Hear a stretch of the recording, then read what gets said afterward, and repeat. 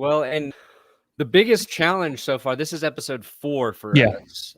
For me, the biggest challenge is, and I would never say this during the show, but it's been timing my bowel movements with this every time right before we're going to go.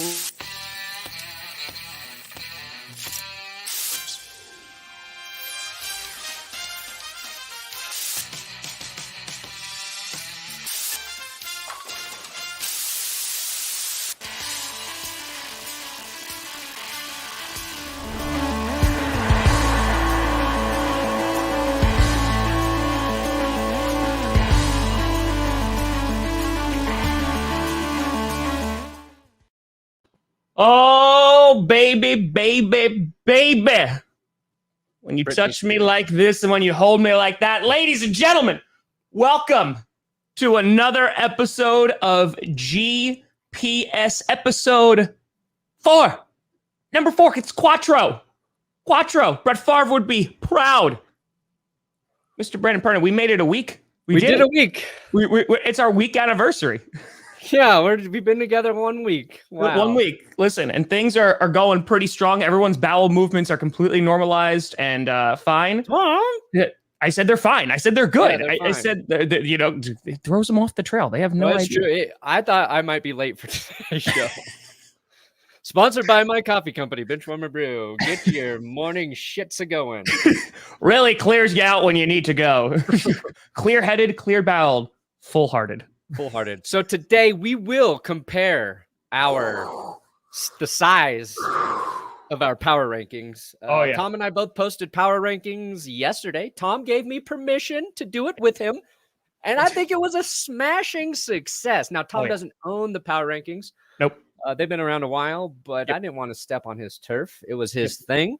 And he's like, do it, man. We'll make it part of GPS. So thank you, Tom, because that video is crushing right now. We crushed it. Listen, both people are, I hope everyone's audiences are cross-checking our power rankings. Yes. And we'll compare because there are some differences. There are some things to debate. Also, as a Broncos fan, it's really hard for me to say that I think Derek Carr is an underrated quarterback. He divides his own fan base, but we're going to talk about the Monday night game a little bit.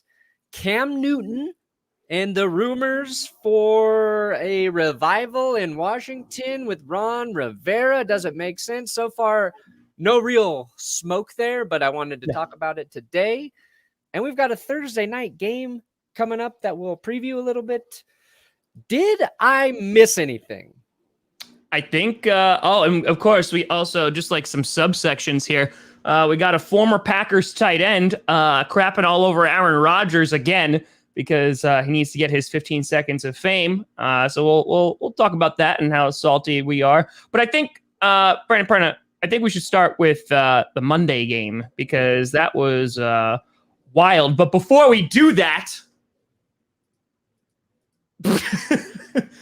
let's give you a seizure. Today's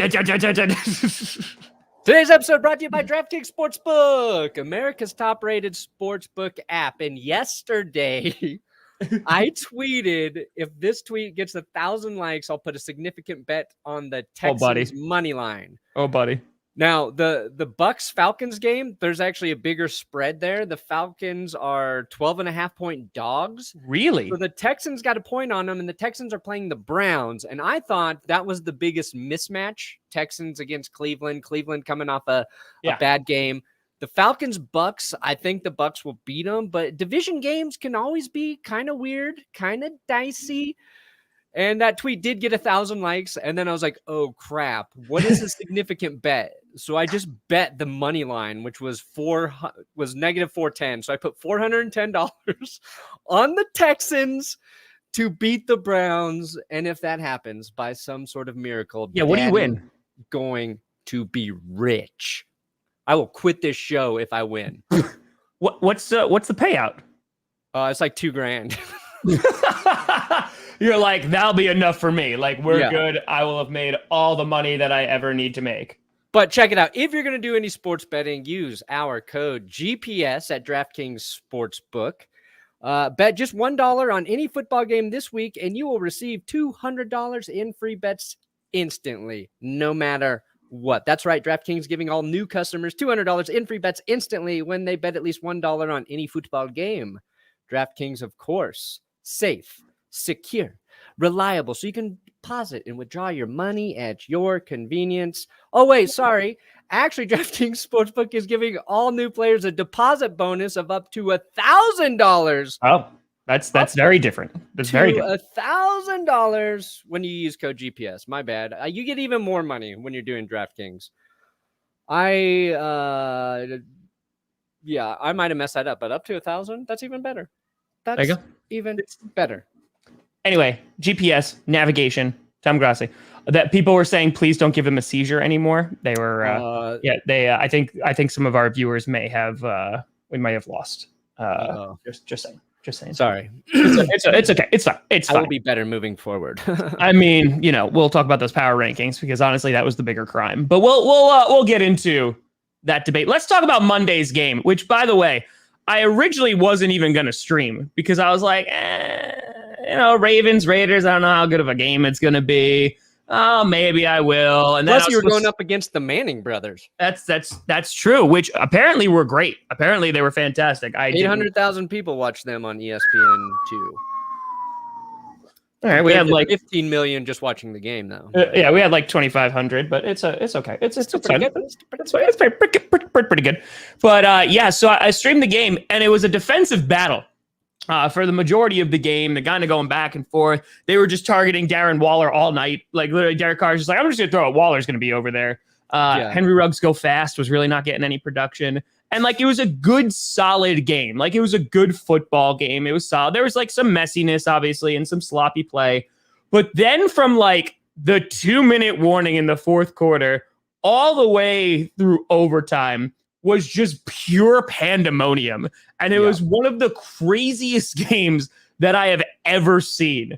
And it just seemed like, oh, okay, the game's over now. Oh, no, never mind. Oh, wait, there's more. Like, it just kept going as, like, the longest infomercial, like, in history. And it was just crazy. It was crazy. It broke Urinating Tree, who was then starting to tweet about conspiracy theories about how it was scripted. And I'm like, wait a minute, are you in my DMs? Yeah, it was... Okay, so I'm going to be fully honest. I had a hard time watching the first 3 quarters of that game. Sure. Because I was finishing up a video. I forgot how hard Mondays are on YouTube for my channel. Yep. And then, I got the game on my phone, putting the baby down to bed. She drinks her bottle like normal. Yep. She's pointing at me going, "Tata." So cute. Tata. Yep. And then she gets tired. She wants up. She wants to be put on the shoulder so she can sleep. Yep. And then she kind of makes a weird noise. And then she just projectile vomits all over me. I was just covered. My Joe Flacco shirt covered. Oh, no. Broncos Joe Flacco shirt. Oh, no. 2 days in a row. Good luck. All over me. So I missed a good portion of that game because there's some heavy cleanup involved. Then you got to make sure the baby's okay. Luckily, she was fine. Like, something didn't sit right. Had to get that out of her system. Yep. Probably the way a lot of Raiders fans felt when they thought they might lose that game in overtime. Yeah. So I honed in around the fourth quarter. I was like, the Ravens, anybody can run in the Ravens offense. Anybody. Tyson Williams had a touchdown. Latavius Murray Murray gets out of the airport, walks into the stadium, and then just scores a rushing touchdown. He's like, I got you, fam.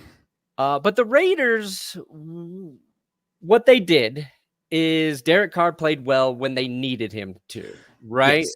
Fourth quarter, he was clutch. Fourth quarter, the Ravens forgot to double team Derek Waller. Like, how many targets did he have? I swear to God, it was like 20. Dude, it was insane. And like, that's the thing. Like, and a bunch of them like they didn't make it there because you said like Carr played clutch when he needed to, but like he was throwing high like a whole bunch of the night, and like he was missing throws, and I was like, oh, okay. And I was like, I don't know, but Waller, like, it just every single 5 seconds, like I didn't even need to look up. I was like, all right, that's a pass. Yep, that's gonna be Darren Waller again. Like that's gonna be it. Yeah. If we say, like Carr missing, He still completed 60% of his passes, finished as the league leader with 435 passing yards. 7.8 per attempt. So he was throwing it downfield. Like people, me included for a while, kind of called Derek Carr like a check down guy or whatever. Last year he kind of dispelled that. He'll throw it downfield. Also, it was Henry Ruggs who basically got the Raiders down into field goal range in overtime. But here's what I love about the Raiders. Who is it? Who was it? Sorry, I meant Hunter Renfrow. No, Henry Ruggs go fast. Go fast, but Hunter Renfrow, sneaky Hunter Renfrow, catches a ball, shakes a tackle, dances down the sideline. Did he step out? Who knows? It looked like he did, and they didn't review it. But there's only like maybe 8 yards after that. So the Raiders, and Will Keys, my writing partner, tweeted that John Gruden should have been the first coach fired after a win. I thought was spot on because the Raiders, we think they score the game-winning touchdown, right? Yep, it's amazing. Game's over. Everyone's celebrating on the field. Turns out knee was down. Was down. So the Raiders get the ball like on the half-yard line. They don't score. Then they jump. They do a false start. And then, Alex Leatherwood. Then they turn the ball over. Yep. That is a killer. Yep. A killer. If they lost that game, that Death Star would have imploded like it was either A New Hope or Return of the Jedi. It would have been either one. Yeah, that whole sequence. Terrible coaching, terrible execution. The Raiders fall into a win because Lamar Jackson fumbles. I think he had Carl Nassib getting that strip sack, baby. Let's get it. Carl Nassib gets the strip sack. Max Crosby looked good. He did. But, Crosby, dude, he's fast. Like, there's that one play where Lamar's like getting on the outside to the right, and like Crosby just chases him down. And listen, Lamar Jackson at times was making that defense look dumb. Like like we were talking about like the 19 targets that Waller got, but holy crap, Jackson was just like, oh no, like I'm going to make everybody miss. Like, and someone was saying on one of his fumbles, like they should have activated like his ability from Madden because I'll say he even looked like a half a step slower than normal. And I think like maybe by week 2, he shakes off that offseason rust, but he was elusive. The Raiders got that win. Eventually, they kicked the field goal to win, right? No, they scored that touchdown. Zay Jones. Well, because Zay Jones. Because what was crazy was they thought it was a touchdown. The first one where he was down on, like it was pressure in Carr's face, and like he was able to just get it away. And I was like, holy crap! Like what a throw, what a catch! And then that happened again, except Zay Jones was wide open because they just brought everybody. Like they brought everybody, and they thought they were going to run it. Because that's the thing too, like that final drive in overtime, the Raiders were screwing that up too, because they send the field goal kicker out there. They send the kicker out there to go and do it, but then they get a delay of game call because they have no timeouts left, and it sends them back 5 yards, and then Gruden's like, crap, send the offense back out there. And like that was what was insane to me, and I was like, how is this happening? Like if the Raiders somehow blow this game, like, yeah, Gruden, absolutely, like get canned in the middle of the, like it was bad. It was real bad, but they fell into a win. They fell into a win. So that's why, as you'll see, the Raiders are not on my power rankings. But here's why I think Derek Carr underrated. And yes, we just said that they fell into a win. They got lucky. But look at all these quarterbacks right here with their passing attempts. Dak Prescott, 58. Goff, 57. Carr, 56. Trevor Lawrence, 51. Josh Allen, 51. What do all those have in common? All of those teams lost except for Derek Carr, who, again, needed a little magic there. But if you're going to talk about guys like Dak Prescott, Josh Allen, like Carr was out there throwing as much as those guys. Brady gets the win with 50, but Kirk Cousins, 49 in a loss. Herbert needed it. I mean, it's like you want to be able to run the ball, and I think the Raiders can with Josh Jacobs. They just, I question John Gruden as a head coach all the time, and it's not just to be a dick. I just don't think he's good anymore as a coach. Like, I think he could be a good offensive coordinator if that's all he was doing. But sure. Anyway, that's enough about that game. It's so far in the past. That was Monday, but we didn't talk about it, and I wanted to address it. I will say it did make for an incredibly entertaining game. So like I thoroughly enjoyed that there. It was bad football turned entertaining, and that's Oh, okay. and we didn't even mention that Humphrey literally having like he gave up at the very end, but like dude, he had an interception like in his hands, and he just he put it down on the ground like that. Did you see that? Like where he literally is like rolling around with the receiver, and he has like the ball, but he doesn't realize it, and he stands up to gloat. And I was like, oh, okay, never mind. It's not gonna be an interception now. It was just a crazy game. Yeah, it was just a crazy game. And let's remember, the Ravens were without Marcus Peters, done for the season, without LJ Fort, their linebacker, and all of their running backs. Tyson Williams was like third or fourth string. So they're a little beat up. They got to learn how to play with some guys. But I think the Ravens will bounce back. The Raiders play the Steelers this weekend. So we're going to get a better gauge, I think, of where the Raiders are at. They beat the Steelers. I'm going to have some real conflicts in my next power rankings. That's the thing. Now that you start doing it, like week one, like you're like, okay, I can make some decisions. Once it starts getting a little deeper into the season, Brandon Perna, then you're going to start being like, oh, I'm going to have to start defending these. Like that's what's really going to kind of like, put a spotlight on it. It's like, oh, like I can't just put this up and walk away. Like, we're gonna have to talk about it. Well, here's my question then. How do you do your power rankings? Because I think a lot of people will take last season's body of work and use that to factor in. I just went for week one performances. Mm-hmm. Week one is all I use to grade. Maybe that's what? I see that a lot. Yeah.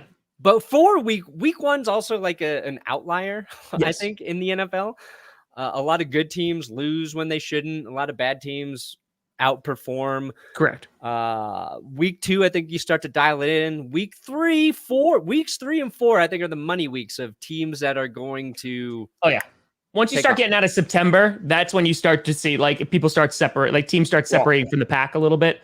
Like how the Saints separated from the pack on Sunday. Yeah. But how I do my power rankings is I just have a big dartboard, and but realistically, I look at a couple of things. Obviously, like wins and losses are important in there. How they performed in the past week and how they have been performing. Can't really do that after this. 2, then it's like the strength of their opponent. So like you look at like the Browns. Like so, the Browns are still in my power ranking because even though they lost, they put up a really good fight against one of the best teams in being like the Chiefs. So I look at like we both have the Browns at 9. We do. We did not talk to each other at all about this at all. So I have the quality of opponent that's on there too. And then like there's a little bit in there that's like potential. And kind of like seeing like, all right, maybe this was a really bad loss, but like they have potential. So like the Packers, for example, if it was a more competitive game, they'd probably still be on there. But because the game was so bad and so lopsided, it kind of goes to your philosophy of like, you need to prove why you need to be on this list again. So like, that's kind of how I rock with like the power ranking. There's a couple of different things there. It's not just week one, but it's like, it's a number of things. I thought the biggest argument I was going to be able to have was me telling you how stupid it was to have the Packers on the power ranking, but you executed integrity. You're a far better man than me. Try to be as unbiased as possible. I saw somebody comment on my video. I stopped watching as soon as this idiot put the Broncos at 5. Sir? Yeah. Let's go through this because and next week, Tom, we will get a visual for these. I wanted to create one, but I was up until like 11:30. I'll have my wife, Jess, who's amping up my social media game along with my best friend. I posted my power rankings on Instagram. I posted them too early. I spoiled the video basically. Yeah, next week, I'll have them make one for you so we can at least have the visual to compare. I like that a lot. Okay. So let's kind of go through. Let's talk. Let's start with our bases and start with number 10. All right. Okay. So I'll start here, and this is already going to be a huge fight because my number 10 was the New Orleans Saints, and the New Orleans Saints were definitely on your power rankings. Yep. They're number 1, baby. They were number 1. So let me. Nola. That's not their chance. Let me- Who that? Who let me- that nation? let me Who give, that army. Here's the thing here. Okay, let's 17-0. let's talk about this. All right. So the Saints, the quality of the opponent was there in the Green Bay Packers, right? Reigning defending MVP there in the NFC Championship game. Like that's definitely there. And it was an impressive as hell win. Don't get me wrong. Jameis Winston threw for under 150 yards, still threw 5 touchdowns. Alvin Kamara, 80 yards. Tony Jones, 50 yards. Jameis Winston even scrambled for, I think it was like 36 yards, right? Run defense looked really good. Secondary, I mean, they did enough because, Rodgers didn't really do anything. Lose Marshawn Lattimore for a while, though. Yeah, lost Lattimore. They don't have Michael Thomas, etc. So for number 10, I could justify them being on there. Looking ahead, potential-wise, can't predict the future, my man. Like they made the top 10. Like I need to see consistency with the Saints. Like, listen, the Packers aren't on there. They're not on there, and for good reason. But like, to put them at number 1. Number 1, and here is why. Okay. And you're gonna like this, Tom. Okay. It's because they kicked the ass of who I think will still be one of the best teams in the league. This is the NFC champion loser that they beat by 35 points? Correct. So yeah. Based on week 1 alone, based on what we can assume about the competition, I thought the Saints had the biggest margin of victory against the best competition. That's valid. Close Arizona Cardinals, who I didn't put on my list at all. Yeah, what? And that's only because I had to put the Texans at 10. And then right there, buddy. Like we're gonna messed everything else up. So I'm sorry, Cardinals fans, all 3 of you. You see, that's the thing. You can piss off Cardinals fans, and even like the few that show up are like, yeah, I get it though. I get it, guys. We listen. I didn't include the Dolphins or the Seahawks in my power rankings last week. Ooh, they came out in full force. They're like, keep sleeping on us. I didn't include the Dolphins again this week, but me neither. I didn't either. Sorry, Dolphins fans. Sorry. Chargers fans too. But okay, so you got 10. We both have Browns at 9. Hold on one second. You put the Houston Texans at number 10. Now, your rationale in the video was there's no other week that I'm going to be able to put them in the top 10. I got to give them something, man. So it was a pity power ranking. A pity spot. Okay. Also, I'm a huge Texans fan now because I put $410 on them through promo code GPS and DraftKings. But I'm like, wait, whoa. You know what I just realized? You told me that this year was the BBBs, the Better Business Bureau. Browns, Bills, and Broncos, baby. I'm still on that train. That train don't slow down. But now the Browns are going against the Texans. Yeah, so I got to root for the Texans to make me money. I think the Browns starting 0-2 will be good for them, actually. Just for this week. Just for this week. Next week, biggest Browns and Bills secondary team fan again. Okay. All right. Fair enough. All right. Number 9, we were the same. We had the Browns. Yep. We had the Browns at number 9. No arguments there. Played real good. Baker Mayfield had a bad turnover. Controlled that game for, a good while until Patrick Mahomes did what Patrick Mahomes does. So yeah, I think even in defeat, they went toe to toe with the Kansas City Chiefs, and right there, like that's an accomplishment, and you still deserve to be in the spot, 100%. Yep. And then we diverge. All right, what was your number 8, bud? 49ers. 49. All right, explain to me why the 49ers are your number 18. Because they're a good team who just went out and dismantled the Lions.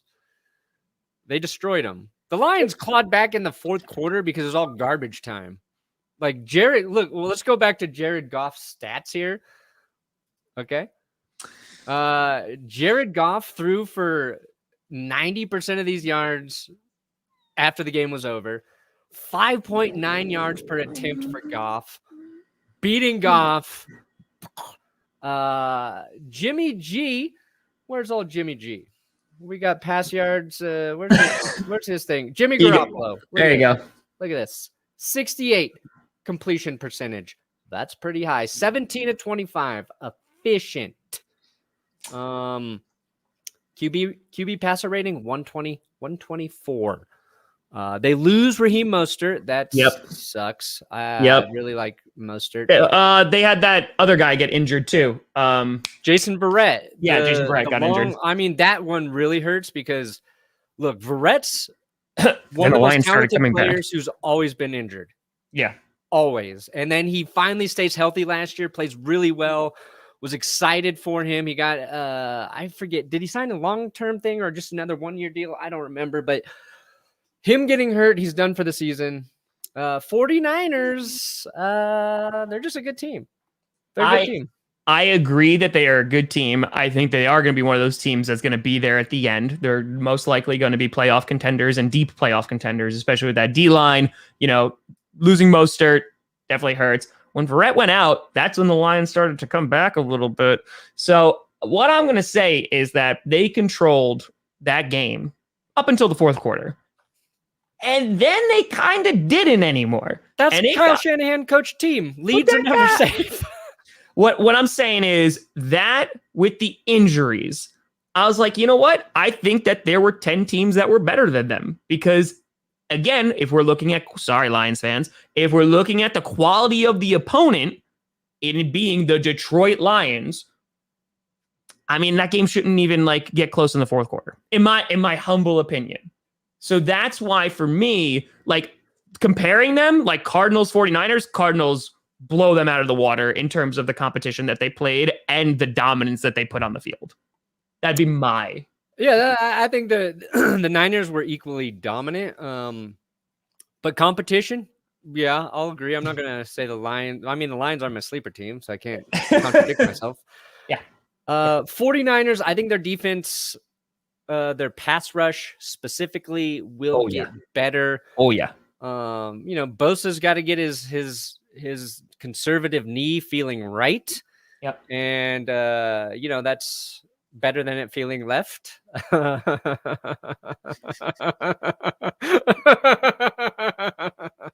Wow, our viewership just went down by 600. Also, their rookie corner out of Oregon, Diamador Lenore, my favorite Edgar Allan Poe turned corner, played solid. So they do lose Verrett, but they might have hit on a very good corner in the draft. So I think the 49ers defense is going to get better. That's another reason I have them there. But on to the next. So my number 8, because apparently I'm rolling with the triple Bs more than you. Because you had the Brown. Okay, so I had the Bills on here. You got the Bills. I kept the Bills here because I think the Bills, again, real close game, ugly game. It was an ugly game as a whole, but the Bills were in control of that game. Josh Allen didn't look the greatest, obviously didn't have a run game going on. Defense looked a little bit better until the fourth quarter. I think, again, looking at the Bills, you go up against one of the best defenses in the league, which is the Pittsburgh Steelers, and you keep it real close, and it's week 1. I mean, yeah, I think that the Bills still deserve a top 10 list. I still think they're a top 10 team. I think the Packers are too. It's just they didn't show it in week 1. But I felt more comfortable putting the Bills on here than the Packers because the Bills at least, scored points besides 3. So yeah, no, that's fair. And I didn't put the Bills on because I needed to light a fire under their ass. So it's all motivation. Yeah, the Bills look at my show for motivation, and I'm like, you got to impress me to get on this list. This is a prestigious list that the Texans are on. Also, the other reason I didn't put the Bills, they would have been if the Texans, the Bills beat themselves. Yes. And I hate when teams do that. Sure. Because no, the offense did not play great against the best, if not the Cardinals might make a case for having the best defense next week. We'll see. I wouldn't know it from Brandon Perna's list. Nope, but they will make the biggest jump, which will be a great storyline for the Cardinals. Okay. I didn't expect the Bills offense to play well against the Steelers. I didn't either. But the blocked punt, there's some bad offensive play calls. Josh Allen made some mistakes, misses the fourth down. The Bills beat themselves. They didn't get outplayed. So if you want to get on this list, Buffalo, just play better. And just win football games. Win, baby. Number 7, we were the exact same with the Pittsburgh Steelers. Yep. So we had a match there. Good defense. TJ Watt's like, here. This is why I get money. Here you go. This is why you paid me a crap ton of money. Yep. For me to do this. He's so good. He is good. All right, number 6. See, I didn't put the disrespect on here. Just outside my top 5, you got the Arizona Cardinals. Because I said the Cardinals were going to beat the Titans. I flat out said it as one of the few predictions I actually got correct here. Okay? But they shut out the Titans in that offense, which was heralded. Thank you, Gary. Thanks, Gary. As with Derrick Henry, Julio Jones, A.J. Brown, they were going to be unstoppable. And they got shut out in the first and fourth quarter. Chandler Jones, 5 sacks. 5. It was not first quarter, 3 sacks and a forced fumble. Get on out of here. J.J. Watt, not only pretty good on defense, opening up opportunities for Chandler Jones, but also had a tackle for a loss. Was used on offense as a decoy so Kyler Murray could get in for a rushing touchdown. And we don't even talk about the offense yet. DeAndre Hopkins, 2 TDs. You got Christian Kirk, 2 TDs. Run game wasn't amazing, wasn't terrible. Chase Edmonds looked okay. But Kyler Murray had 1 interception. But my man, DeAndre Hopkins' touchdown catch was in the back of the end zone. So disgusting. Pretty. Disgusting. Oh my God. The other reason I put the Texans on the list is because the Texans gave the Cardinals all their best players. So they deserve some credit. Imagine how good the Texans would be if they just kept their damn players. Oh my God. Kyler Murray, he is probably going to be in MVP discussions all season. Oh, yeah. So I'll give you that, but I went with their neighboring birds in the same division, the Seahawks, who, like the Cardinals, got a good performance from their defense, which nobody really thought would happen. True. And it came against the Colts. Good. Not a great passing team per se. Carson Wentz, is he going to figure it out? But they stopped the Colts where it mattered, where they're good, and that is in the run game. Holding Jonathan Taylor, I think, to under 50 yards. He had like 43 or something. Stats go in and out of my brain so quickly. I do not retain that information, but they smothered him. Russell Wilson, early in the season, there is no better bet than him throwing a lot and everybody talking about him as an MVP. And then by the end of the season, he'll get 0 votes like he always does. Yep. Because Tyler Lockett will also put up 0 fantasy points next week because he had 2 touchdowns and like 100 yards. Yeah. Like, because Tyler Lockett literally is that player where like he will go off and get 3 touchdowns one week and then he'll get 2 points the next week. Like he is like the epitome of boomer bust. But to your point about the Cardinals and the Seahawks there, Cardinals held Derrick Henry to 58. And if I'm not mistaken, the guy who praises Derrick Henry as being like the greatest living embodiment of a running back right now, and still not on the list, Perna. Just saying. Derrick Henry gets stronger as the game goes on and as the season goes on. That's it. Because my number 5, for the exact reasons that you said, were the Seattle Seahawks. Because I think they earned a top 5 just because the defense, the defense of the Titans is trash, right? Like it's garbage. And even though all the Titans fans were like, we were number 1 in the preseason, I don't care. You showed on the field. Here, like the Colts have a good defense, and the Cardinals were still very efficient. Russell Wilson didn't even have to throw the ball that many times, but he still lit it up. Chris Carson played really well. So I had them as my number 5 because of that very reason. Yeah. How embarrassing is it for the Titans that Mike Vrabel's your head coach and your defense is garbage? Like that guy just embodies like strong, tough defensive performances. And like the last season, that's what cost them. And it, 1 week will overreact and they look bad. They look like one of the worst defenses in the league. And I'm just waiting. I want to see if the Cardinals do it against a good team. And I think we have to wait a while before that's going to happen. Well, they're playing the Vikings next week. Yeah. So. The Vikings defense is worse than the Titans. Okay. I am so excited. For Vikings fans. The Vikings fans are good people. Like they show up and I crap on the Vikings and they're just like, he's not wrong.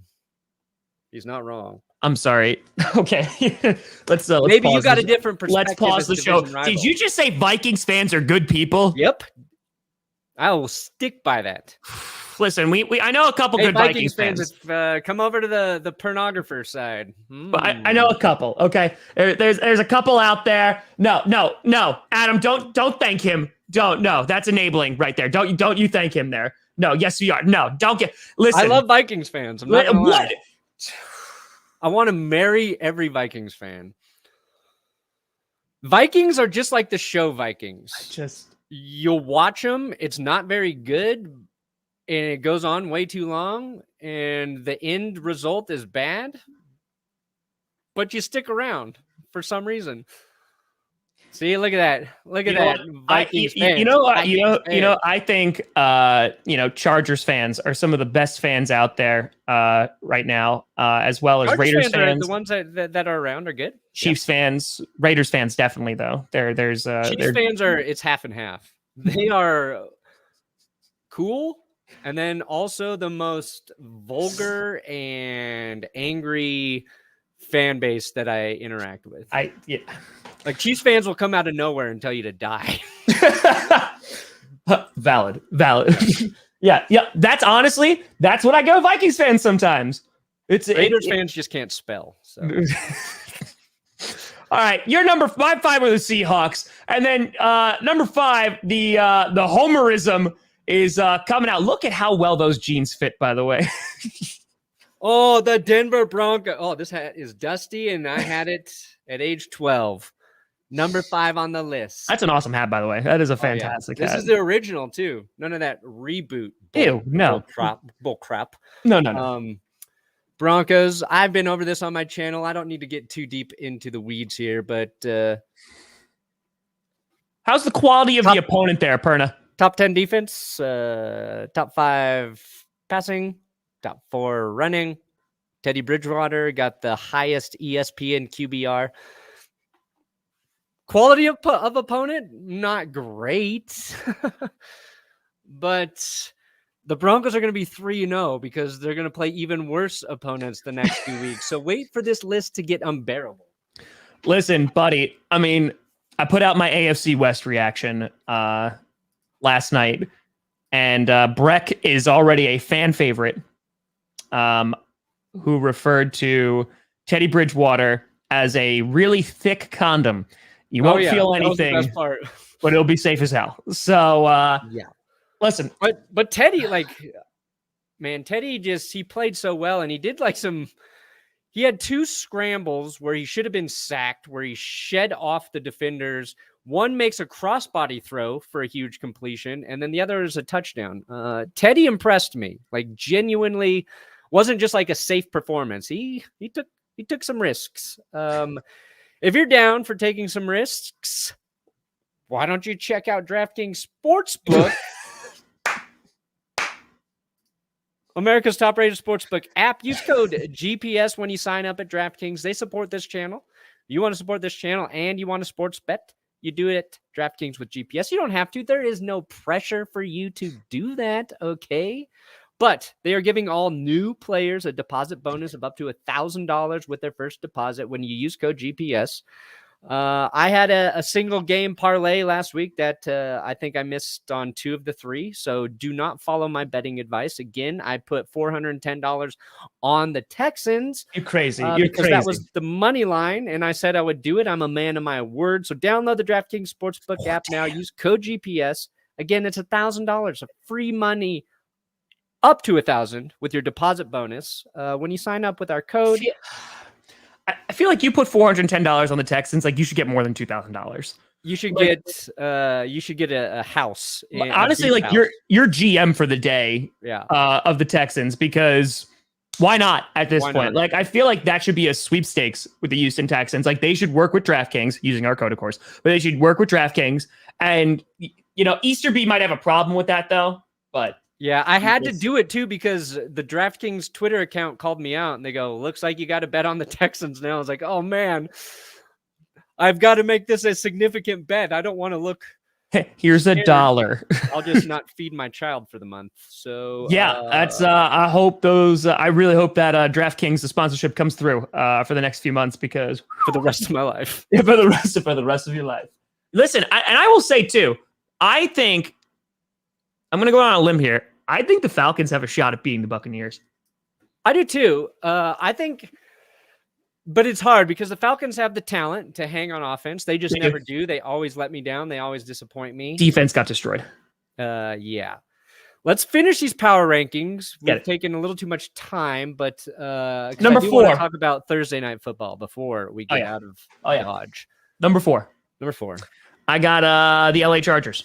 I got the LA Chargers. They're in my top 5 here. Did they not even make your list? No. Let me tell you why. They beat a team that lost its starting quarterback. Woo, and they barely beat them. The one thing they did very well that could spell a lot of success for the Chargers. Offensive line. They protected Herbert against what we thought might be the best defensive line heading into week 1. Rashawn Slater looking like a slam dunk draft pick for the Chargers. If their defense stays healthy, they're going to be tough, but beat Ryan Fitzpatrick playing a whole game, and then we'll talk. Listen, all I'm going to say, against, again, one of the best defenses, Brian Bulaga, Iowa, amazing. Corey Linsley was amazing. Slater, amazing. You get that kind of level of protection all year, they're going to be a real good football team. I think they're going to be good. Number 3, we actually agreed. That's the LA Rams. Rams. Dude, I was looking at this because I think it was on the Rams subreddit, and they were saying that you and I, they mentioned you and I, and they said, like, we had them. Now we're apparently big deals. People watch our power rankings now. They said that, like, we had the Rams in the top 10, and Colin Cowherd apparently didn't have the Rams on it at all in their top 10. Which, again, I have never intentionally watched Colin Cowherd ever. I've never watched his clips. Yeah, he's good at what he does, but you and I don't have time to watch 3 hours of talk radio. No, we do not. But, like, I don't know how you watch that Rams game, and even if the Bears are a bad team, I don't know how you watch that and go, oh yeah, the Rams are not a top 10 team. Matthew Stafford was incredible. He was great in his first game with a brand new team, and their defense was really good. Stafford's like, why are my receivers open? Why are they open by 20 yards? This is the easiest game of my life. What is this? And I think the Rams defense didn't even play their best football. So it's like, I think their defense will get better as the season kind of goes along. And like Sean McVay, knowing he has a guy who can put the ball anywhere on the field, which he did not have with Jared Goff, like, people are gonna be talking about Sean McVay as your genius head coach again. You know what I mean? Oh yeah, it's gonna come out again. Body instead of his perfect man body. I am curious of like what he's able to do with a quarterback that doesn't need a lot of hand holding, which is Jared Goff. Which is if the play to the quarterback shuts off at 15 seconds, he's still got it. He's okay. Like Matthew Stafford's gonna be okay. Yeah, he's just like, guys, listen, I'm just happy to have running backs, receivers, an offensive line. Not a coach who's riding around an ATV. Like I'm just happy that I have all of these things here. Like we're good. We're good. Yeah. Career high passer rating. That's it for Matthew Stafford, coming from a Lions fan. Here's what's tragic. It's like LA could end up with 2 top 5 teams in the Chargers and the Rams. Yes. And nobody's going to give a shit in that.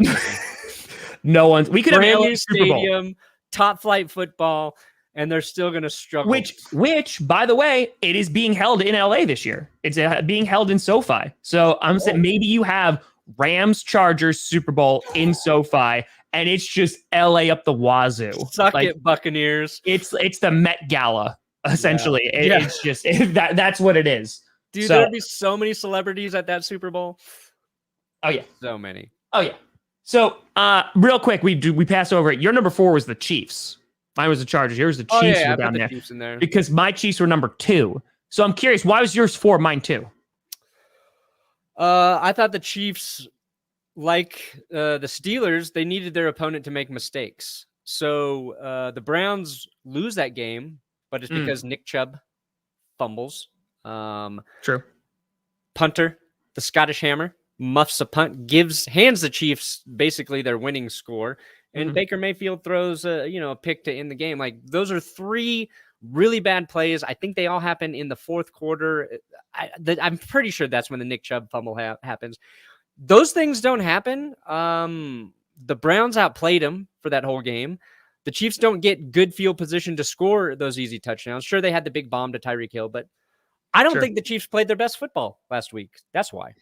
I know, and they still were able to win. That's why they're it's still scary. able to win. Yeah, they're still there's 4. They're in the top 5. They're still very good. Okay, fine. All right, your number 2. Mine was the Chiefs. Yours was the reigning defending Super Bowl champions, the Tampa Bay Buccaneers. So you put the Saints to the Cowboys. Come on.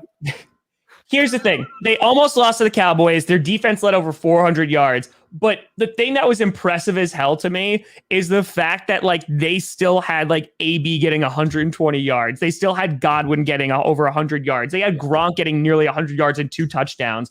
And Mike Evans wasn't even a conversation piece like in that entire game. And I think like that's what's so scary. They obviously didn't play their best football and they still were able to win. And like there was still a ton of production that was going on. So like I think we'll see how they do next week. If they do play like the Falcons like that again, they're not going to be number 1. But like I still am like giving the benefit of the doubt because the amount of depth that team has is just insane. No, it's just very good. And I don't think the Bucks defense played their best ball. So no. I use that excuse for other teams. Whatever. Putting them at 2 is not that offensive, so I don't care. Yeah. Putting the Saints at 1 is, but that's okay. But folks, we want to know on the chats, in the comments, whose power rankings do you agree with more? I don't need to do a Scooter press 1 in the chat. What I'm saying is, let us know, whose power rankings do you agree with a little bit more? You siding with Brandon Perna from That's Good Sports? Say poop for That's Good Sports. Type in poop for That's Good Sports. And I'll go with urine. No, wait, that's too close to tree. I can get copyrighted. Yeah. That's fine. So, all right, there were a couple things we did want to talk about besides power ranks. For power rankings, besides our own content. Yeah, besides literally, we just spent like 40 minutes just our content was so good. Look at us. Before we get into the Thursday game, I thought we'd have an interesting conversation here, and being part of it, the AFC West and the NFC West, 2 undefeated divisions. Crazy. Which one after week 1 are you riding with? And you're like, this is the better division. I think it's the NFC West, and I think my only reasoning behind that is I don't think the Raiders are as good as their win was. And I think like every NFC West team was as good as their win. Yeah. So, and like, if I'm being very, very honest, like the Broncos have a ton to prove to me still. Like their week 1 win was great. It was just against the Giants. They got the Jags, they got the Jets. So I want to see the Broncos beat up on a really good team before I get too high and mighty on the AFC West. And also I need to have a little hope that some team in this division, not named the Broncos, falls apart, because it's going to be really hard to win that division if that doesn't happen. All I'm going to say is the longer that those teams remain undefeated, I think at like week 4, like they start playing each other, the longer that goes, the better the content is, because I picked a good year. That was like serendipitous. Oh yeah. It worked out. Like I legitimately was rooting for the Raiders on Monday night because I was like, the content would be so good. Oh yeah. It'd be so good. It's funny how like you start to change your perception of the NFL as it affects your livelihood. Dude, I'm telling you, like I had people rooting for the Washington football team and the New York Jets. If that ain't the power of content, then I don't know what is. I don't know what it is. Then I don't know what is. So speaking of Washington, let's talk about the NFC East a little bit. Thursday night football. We got Giants football team. Oh yeah. We got a bench warmer coming in, Taylor Heineke, starting for the Giant or the football team. The Heine. Washington favored by 3. Now, Cam Newton has been linked to the Washington football team because he played with Ron Rivera. That's literally the only connection. It's the only thing. They have come out and said they're not considering Cam Newton right now. So I apologize for the clicky. I do want to say though, like wasn't the whole thing that like Cam Newton wasn't vaccinated and Ron Rivera we went after his own team for not being vaccinated because he literally went through cancer last year. Beat cancer. Yeah, I don't think Cam Newton's coming back, folks. Like I don't not to Washington. Not to Washington. And the question I wanted to ask you is because, Cam Newton said he's not they're not 32 quarterbacks better than him in the NFL. I think there might be, or 31. I think there might be 31, actually 32 quarterbacks now better than him in the NFL. And it's not necessarily Cam's fault. I think his injuries have slowed him down. We all know. And the thing that bothers me now, like I've always been supporting Cam because I think he gets a raw deal in terms of criticism. Sure. I agree. But after the Patriots cut him and he goes on his own YouTube and Instagram with his dad and says, like, I would have been a backup to Mac Jones. Yeah. But they didn't want to keep me there because of my aura, because I would have been a distraction to Mac Jones. That's you not being aware of what you actually can bring to an organization. And sure. I think you got a guy saying that sort of thing. Of course, you don't want him in your locker room with a young QB around because you will be a distraction. And he's like, I can't control it. It's just you can control it. And I don't think that, the one coach in the NFL who's not going to have that around is Bill Belichick. Sure. I think Cam would be a great backup for a lot of I agree. Cam would be great with the Jets. I think having a veteran there behind Zach Wilson, also who got unfairly criticized. But Cam's got to be willing to buy into that role. So, I don't think he's going to Washington. I agree with you there. And I would like to see him somewhere. But I think based on the way he played last year, you could easily argue, there are better options. Yeah. No, I completely agree. And I think that if they are to go shopping for a QB, I don't think Cam Newton's going to be near the top of that list for them to go there. Real quick, just because Kip asked what the origin of the Breck's name was that's actually a Brandon Perna creation because I said, don't call me Tom. And he's like, all right, I'm just going to come up with something really from Colorado. Yeah, well, we've got a town in Colorado called Breckenridge. So Breck is short for that. And people out here actually name their kids Brecky. But yeah, no, for Washington, I feel like you roll with Heine for a couple of games, unless he just comes out and he's terrible. Because, Fitzpatrick's not going to be out for the entire season. So I think you roll with him for a little bit, and then worst case scenario, you go and you get somebody to kind of help out. I saw someone earlier mentioned about Drew Lock, about trading for Drew Lock. How would you feel about that at this point? I mean, because you'll just get Aaron Rodgers next year. So yeah, Drew Lock to Washington. It depends. If Washington gave us, I don't know, second round pick for Drew Lock, I'd take that. I'd take that shit in a second. Yeah, because Teddy looked that good. I also said if the Packers want to make a trade, it's Teddy for Rodgers straight up right now. Straight up right now. It's straight up. I would send Drew Lock to Washington for Terry McLaurin as well. That dude is so good. He had the best catch of the week. Dude, that was disgusting. It was disgusting. Oh my God. He's like, I didn't even see the defender because I was so focused on the ball. Yeah. Yeah. So that's why I think Taylor Heineke will be all right. So Fitz is going to be out. I think it's until week 8. I think they have. Yeah, he's out for a while. Yeah. Nothing says you're getting old like a hip injury. You know what I mean? That's true. I hope Fitz gets healthy. I really was excited to see him maybe get his first crack at the playoffs. So nobody will be rooting for Fitz's return more than me, while also rooting for Taylor Heineke. Let's go, Heine. In the XFL. I've been following Taylor. He was chugging beers or seltzers in the XFL locker room, rooting for this dude. Him and PJ Walker. Let's go. Hell yeah. Because I do a bench warmer brew, the bench player of the week on my channel. Yeah. So I kind of try to follow the backups a little bit. So yeah, I like this. Washington's got a good chance to go bounce back from a loss and beat the Giants, because I don't think the Giants are very good. The Washington's at home on Thursday night, which we know is a big advantage.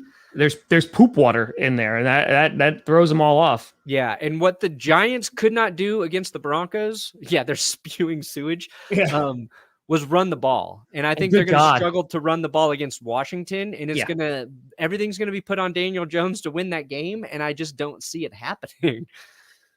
Yeah, it's going to be interesting. I think we're going to stream that game, so that's going to be nice. Yeah, we're going to do it in character too, because why not? Wildflowers. What we'll do, I think first half is going to be Bruce, and then we'll do second as shown on the shirt, and then the second half will be Wildflower, because it's also my birthday tomorrow. So like, let's just like get ripped. That's right. Yeah, let's just get ripped as Wildflower and just see what kind of content comes out. Like I think what birthday is this, Tom? This is now I'll be into my 30s at 31. Oh my God. I forget. I'm 36. Yeah. But listen, you don't look a day over 35. Not a day over. Right, I don't. But real quick, before we skedaddle, the Green Bay Packers making the news once again. Had an interview with Kurt Benkert last night. Loved it. I watched a good chunk of that. Kurt talking about, can I criticize the referees? Yeah. Am I going to get fined? And then you're like, dude, if you do get fined, Super Chats will take care of it. We got you. Like, we'll raise the funds for you. It was great. It was a lot of fun. And I liked, he really gave some insight. He was like talking about like, maybe we were a little too overconfident, like going into the Saints game. He was very candid. I thoroughly enjoyed it. But no, not because of Kurt Benkert. They're in the news because Jermichael Finley, the former Packers tight end, who, listen, when we had him, was great. Mike McCarthy literally was going to design an entire offense around him. And then when he got hurt, he was like, oh, crap, I don't know what to do. Here you go, Aaron Rodgers. Take the keys to the Audi. And Finley is bashing Aaron Rodgers, saying that he's unfocused. He doesn't see the fire anymore or the motivation. And I just want to, because I will not even talk about this on the main channel here.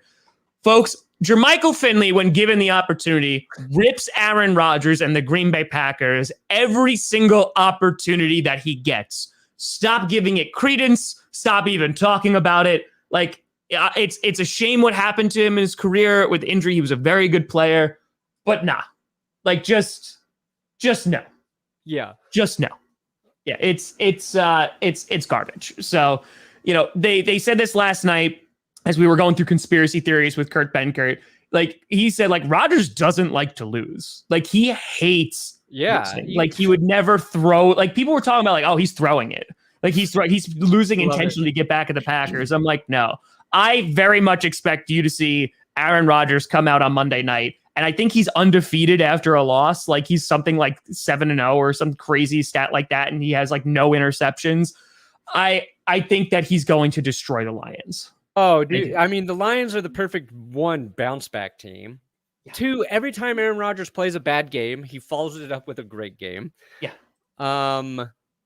What was the other thing I was going to say? Oh, and here's what I think. Like, Aaron Rodgers, more than I think other quarterbacks I've watched play, when he realized the game is kind of out of reach, I feel like he just dials it back. He's like, all right, like, we're not going to win this. It's why send in love. Why get kicked in the nuts 2 times? Put in the kid. Put in the kid. I mean, it happened. I felt like when the 49ers would beat him, Rodgers like, the game's already over. What am I going to do here? But he bounces back. Packers are going to be fine. Trust me. Listen. Week 1 anomaly, always, even for very good teams. Remember when the Chiefs beat the Patriots week 1? Everyone's like, Tom Brady's done. I think that was 20 years ago already. I think it was too. Yeah, no, it was that was quite some time ago.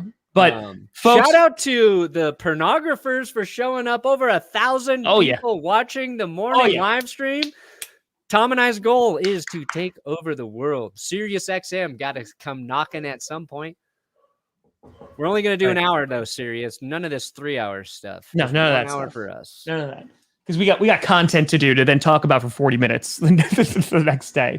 Yeah. After I say that, people start dropping out. They leave. But folks, appreciate it. This is a week anniversary. We started GPS episode 4 every Monday, Wednesday, Friday throughout the season. We're gonna be here. So we will see you on Friday. We'll see you tomorrow for clickbait. Clickbait coming tomorrow. Clickbait coming tomorrow, and then Friday we'll be here to break down the Thursday night game, and I will probably be incredibly hungover. But we are going to be here from the birthday bash. Nice. So I appreciate everyone tuning up. We know it's early. Everyone who's watching afterwards, I appreciate you for doing that. People in the chat, people doing the super chats, appreciate you. People have used the code GPS. It helps out the show. We appreciate you. I don't think people realize like how much we actually appreciate them. Oh yeah. Like you and I know we wouldn't be shit if people weren't watching our show. No. And it like YouTuber, like people say that, like, and I think it sometimes comes off as, oh yeah, they're just trying to engage with the audience. No, yeah, like, no. 100%. I am able to take care of my family because of YouTube. So like, I will never take this for granted. So yeah, we appreciate it. 100% from the heart. Right over here. That's just like my arteries. That's it. So Brandon Perna, guy coming out today. Oh yeah, I got a news video coming out today, and I'm gonna do which overreactions from week 1 were BS. Oh, I like that. I like that. I'll be putting out, of course, our week 2 predictions. Oh yeah, and check out Tom's AFC West fan reaction video. Might see a not familiar just because face. I'm in it, because it's accurate. I hope I did the Broncos proud. I'll give you some notes. Okay, thank you, folks. Right, we'll see you on Friday. Thanks so much for watching. I'm Tom Grossi. That's Brandon Perna. We did it.